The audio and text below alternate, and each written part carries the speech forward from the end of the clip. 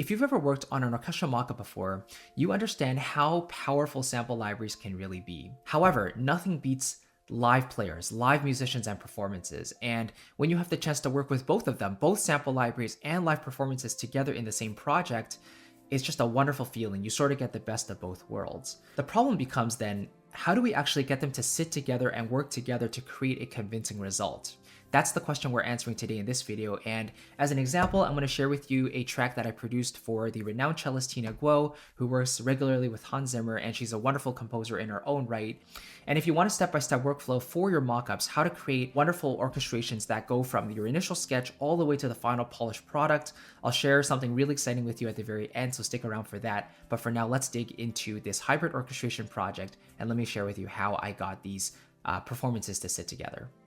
All right, so here is the session. This is called Hope.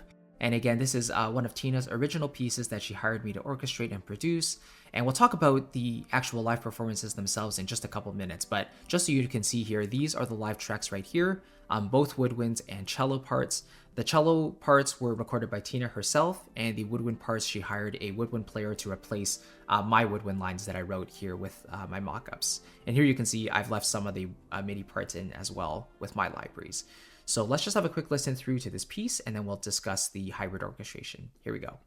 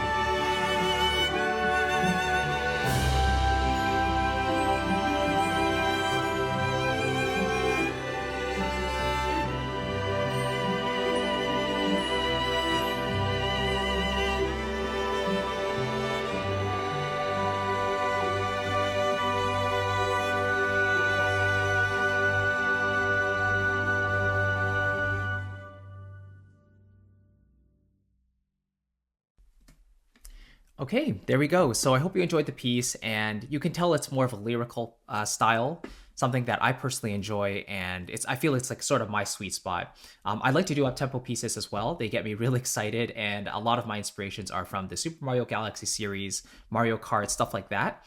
But for lyrical style, I really love just a lot of elongated melodies and phrases that sound really musical and natural. And I think Tina's style of writing matches really well with the way I like to work as well.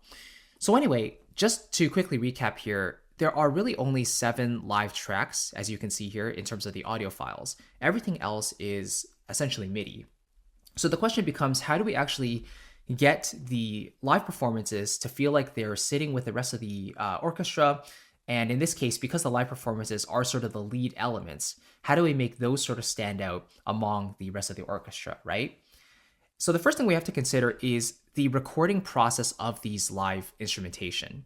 And when I say that, I just mean that a lot of performances, when they're recorded in smaller studios, as these are, the woodwind player and Tina, they both recorded in their home studio. So they're bound to be quite dry, right? Because they're not recording in a huge scoring stage or a huge hall where you get a lot of natural reverb. So if we take a look at these tracks here, if I turn off all the plugins, let's just have a quick listen to maybe this middle part here and just solo those up.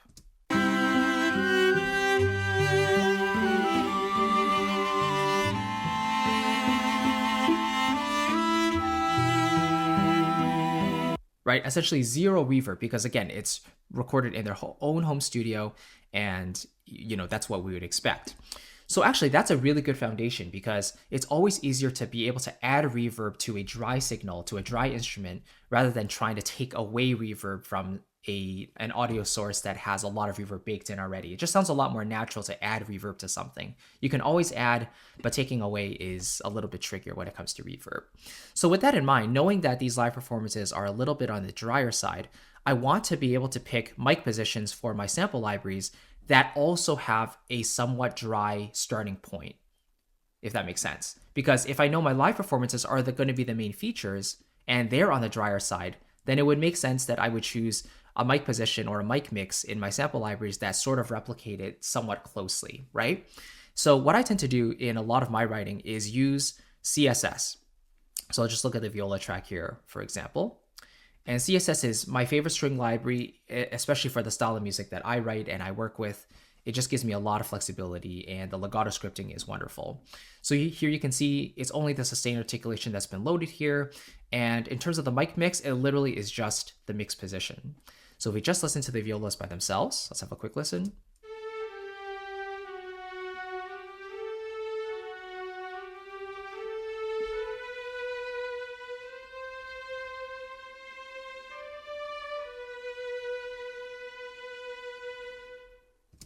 Right, you notice how that mixed mic position actually doesn't have a lot of reverb built into it. Now this library, Cinematic Studio Strings and the rest of their catalog, they're recorded in that same scoring stage, which is sort of a medium size. So you're not going to get a lot of natural reverb there. You could always add some more with a room mic position, and they also have a dedicated reverb knob that you can add external reverb to. But I just like the mixed mic position because you hear a lot of the detail in the sound by default. And then, of course, I can always add reverb in post as well. So that's the first step, is just making sure you understand the starting point for your live instrumentation. And if it's on the drier side, then make sure your sample libraries sort of can match that as well. If all your sample libraries are super, super wet, and then your live performances are super dry, there's not going to be that connection, right? It's going to sound a bit disparate or like a bit disconnected in that sense. So once I established my general mic positions for all the libraries on slightly on the drier side, now I can add some reverb to these live performances. And the first thing I did here was I EQ'd them a little bit, and I just wanted to eliminate some of the more nasal frequencies in the cellos, stuff like that. So if we take a quick look, it's essentially eliminating all the low end and just notching out a bit of the nasal sound in the cello there. So if we have a quick listen to one of these parts here.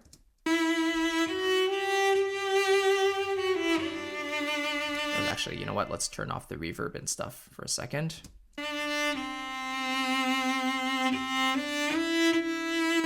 EQ off. And back on.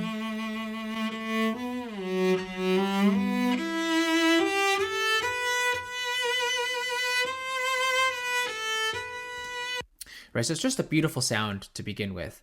And what I find is that taking away some of this mid-range here allows it to sit a little bit better in the mix in most cases for orchestration. Eliminating the low end as well it tends to be a good move because you're eliminating a lot of unnecessary frequencies. Maybe it's like mud that builds up in the recording or the scoring stage. So that's a typical move for me there as well.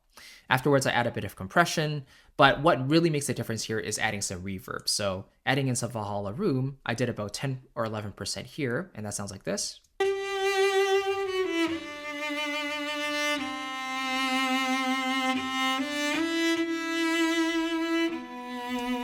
Right, so you definitely sense some room now around that. And then the last thing I did was add in some external reverb as well, and that is the convolution reverb of East-West Basses 2. So this is the Reynolds Basic front mic basically, and it sounds like this.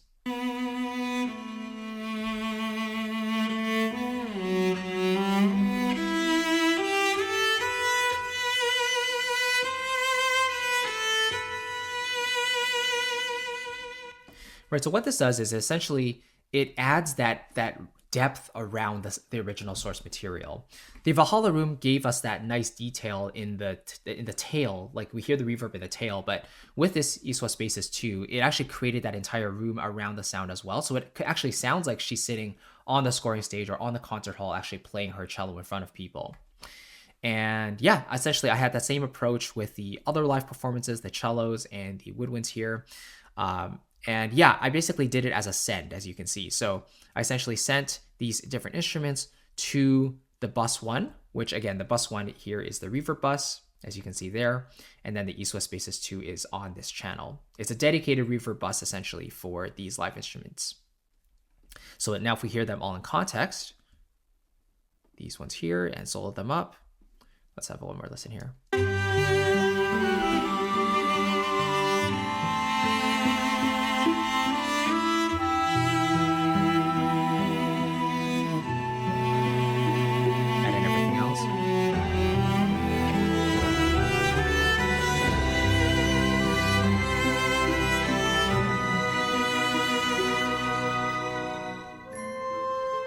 Right now, it sort of gels together a little bit more.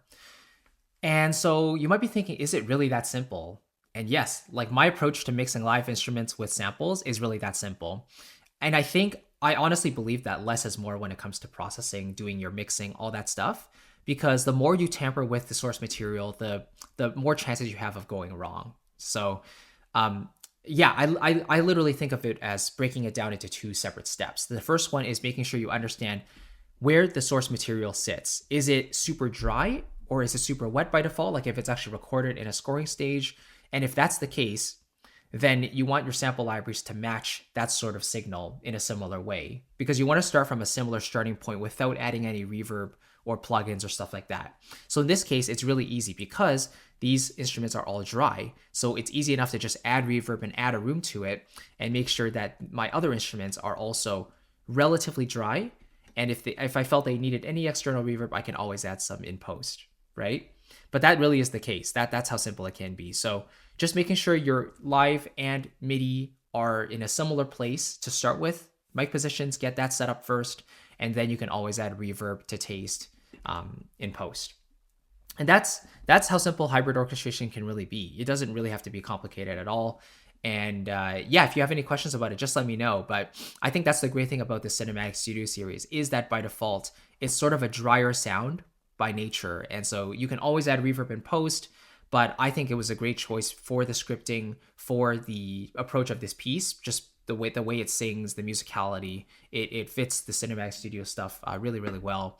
And yeah, it just made the mixing process for the live instruments really easy as well. So that's just one aspect of the hybrid orchestration, or like of making a mockup, by the way. Like if you want that full start to finish process, how do you actually go from a piano sketch? Let's say you've written out your melodies and your harmonies, and you want to develop it into a full orchestration, into a mockup that actually sounds professional, that's release ready for YouTube, Spotify, streaming services, whatever it may be, and you just want that step-by-step workflow. I'm actually hosting my very first ever challenge, or first masterclass, this Saturday, called the Mockup Mastery Masterclass. So it's going to be a multi-hour interactive event. we'll be jumping on live, and I'll literally walk you through my step-by-step workflow for going from your sketch to your final polished mockup. I'll share every single step along the way. There's two ways you can sign up. There's the general admission and the VIP ticket as well. And the VIP ticket, you can actually ask me your questions about production or anything music related. So you can get some personalized coaching there. If you want to learn more details, I've left a link down below in the description. You can check that out there. Hope to see you there. It's going to be a ton of fun. And I really look forward to continuing to help you with your mockups each and every single week. But in any case, have a great one. Hope to see you soon and take care. Bye-bye.